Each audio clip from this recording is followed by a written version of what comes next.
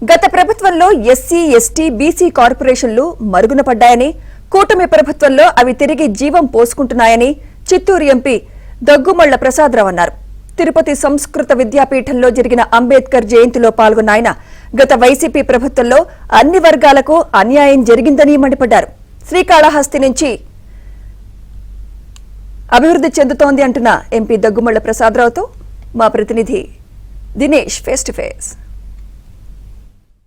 కేంద్ర ప్రభుత్వం తిరుపతి, చిత్తూరు జిల్లాలకు సంబంధించి అలాగే తమిళనాడుతో కనెక్టివిటీతో డబులింగ్ చేయబోతున్న నేపథ్యంలో దాంతోపాటు కుప్పం నియోజకవర్గం కావచ్చు, ఆ నారావారిపల్లె రెండు నియోజకవర్గాల్లో జరగబోతున్న అభివృద్ధి కార్యక్రమాల గురించి కావచ్చు, అలాగే టెంపుల్ కనెక్టివిటీ ట్రైన్ కావచ్చు, ఇలా కీలకమైనటువంటి అంశాలని మనతో మాట్లాడడానికి చిత్తూరు ఎంపీ గారు ఉన్నారు. సార్ చెప్పండి, ఈ డబులింగ్ అనేది డిపిఆర్ సిద్ధమైందా?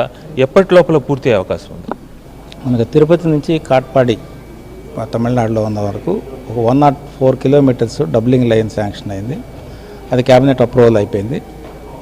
అవన్నీ డిపిఆర్ తర్వాత ప్రపోజల్స్ అయిపోయిన తర్వాతనే క్యాబినెట్ అప్రూవ్ చేస్తుంది. సో ఇక వాళ్ళు ఏంటంటే ఈ ఫైనాన్షియల్ శాంక్షన్ అనేది ఫైనల్, దాన్ని తీసుకొని ఇక్కడ ఇంకా టెండర్స్ పిలిచి కాంట్రాక్ట్స్ క్లోజ్ చేస్తే వర్క్ స్టార్ట్ అయిపోతుంది. I think with in short time start అవుతుంది.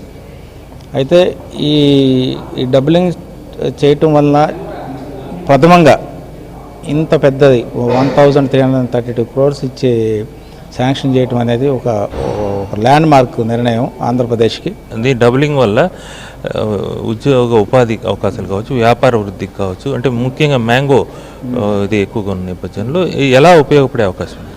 ముందు ఈ 3 పుణ్యక్షేత్రాలు శ్రీకాళహస్తి, తిరుపతి, తర్వాత గోల్డెన్ టెంపుల్ ఉంది తమిళనాడులో, ఐ థింక్ వెల్లూరు. ఈ 3 కనెక్టివిటీ ఏర్పడుతుంది. సో ఈ పిలిగ్రిమ్స్ ఎవరైతే వచ్చారో ఈ దర్శనాలు చేసుకోవడానికి ప్రథమంగా బాగా కన్వీనియంట్ అవుతుంది. Second marketing.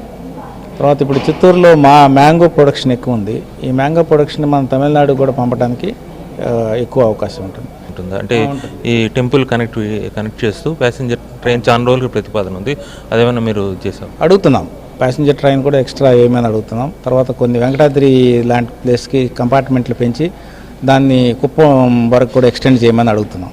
కుప్పంకి సంబంధించి సీఎం సొంత నియోజకవర్గం, అక్కడ ఒక ఎంపీగా మీ పరిధిలోకి వచ్చేటువంటి నియోజకవర్గం సంబంధించిన దాంట్లో అక్కడ ఏ డెవలప్మెంట్ యాక్టివిటీస్ చేయడానికి మీరు దృష్టి పెడుతున్నారు సీఎం గారి యొక్క గైడెన్స్తో? అవును, అది మీ అందరికీ తెలుసు. కుప్పము సీఎం గారి అసెంబ్లీ కాన్స్టిట్యున్సీ.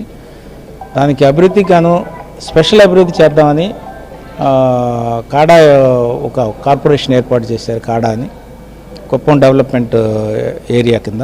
దానికి ఒక ఐఏఎస్ ఆఫీసర్ని కూడా హెడ్గా వేశారు. ఫండ్స్ కూడా శాంక్షన్ చేశారు. ప్రతి మండలము, ప్రతి ఊరిని కూడా కవర్ చేస్తూ అభివృద్ధి కార్యక్రమాలు చేస్తున్నారు. దాన్ని అనుసంధానం చేస్తూ కుప్పం ఫండింగే కాకుండా SC corporation, BC corporation, ST corporation ఇంతకుముందు ప్రభుత్వంలో చనిపోయింది, వాటిని రివైవ్ చేశారు. రివైవ్ చేసి ఇప్పుడు ఫండింగ్ ఇచ్చారు. కన్సర్న్ ఎమ్మెల్యేలకి లబ్ధిదారులను సెలెక్ట్ చేయమని కూడా ఇన్స్ట్రక్షన్ ఇచ్చాం. వీడియో జర్నలిస్ట్ నాగార్జునతో దినేష్, ఏబినాంజ్యోతి.